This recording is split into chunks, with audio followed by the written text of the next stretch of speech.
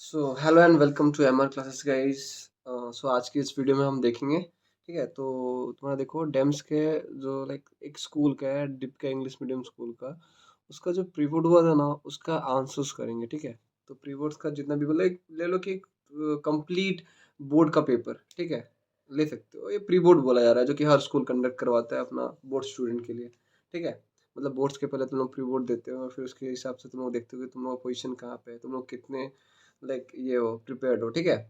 तो वैसे करके मैं आज like section A section B ऐसे करके सारा तुम्हारा आंसर्स दिखाऊंगा, आंसर्स करके दिखाऊंगा कि कैसे किया जाता है, ठीक है। तो सबका आंसर्स मिलेगा।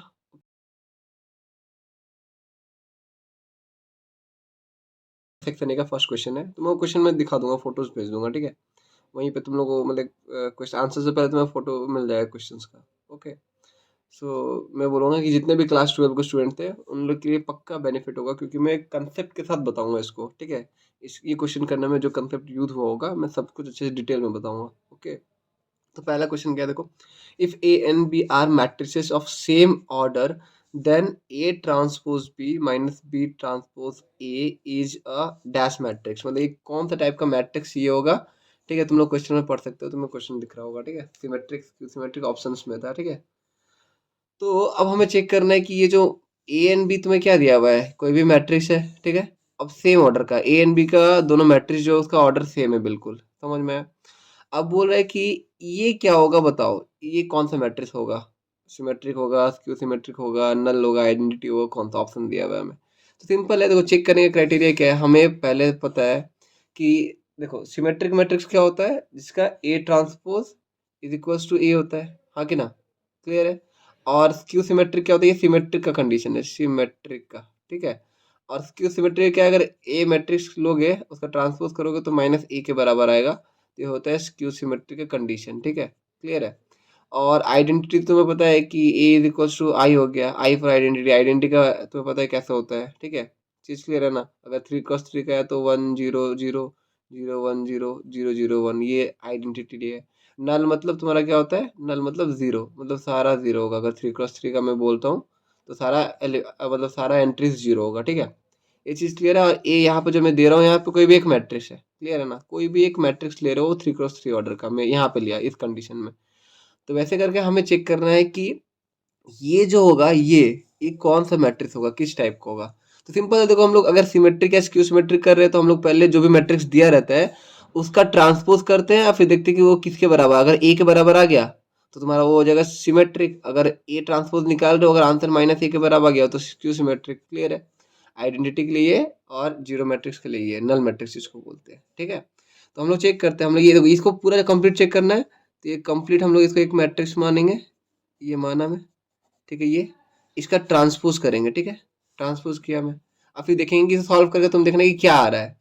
ओके, तो तुमको पता है कि ये ट्रांसपोज कैसे खुलता है, प्रॉपर्टी पता है ट्रांसपोज का, प्रॉपर्टी तुम्हें पता होना चाहिए। अब देखो एक प्रॉपर्टी है ट्रांसपोज का, कि यहाँ पर मैं दिखा रहा हूँ, ठीक है। मैं अलग सी प्लस अगर डी, दो मैट्रिक्स का अगर तुम होल ट्रांसपोज ले रहे हो ऐड करने के बाद, तो इसका C transpose plus D transpose, ये प्रॉपर्टी बता रहा हूँ, ठीक है। अब ये चीज़ को अप्लाई करो इसमें, ठीक है।